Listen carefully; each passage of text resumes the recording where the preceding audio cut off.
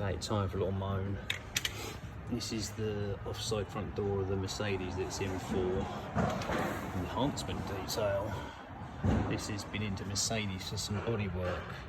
This is the door they've obviously painted. I don't want to admit he hasn't got any lights on it, but that's not been touched yet. I haven't machine polished any of this yet, obviously. Where are we? Just there. D-nib, sanding marks. Huge D-nib sanding mark. Another one there. You can actually see where the crack was in the paint. There and there. And shit all in the paint everywhere. And somehow that's acceptable. As for the colour match, we'll find out once it's both panels have been enhanced. In case this one, it's going to be corrected, hopefully.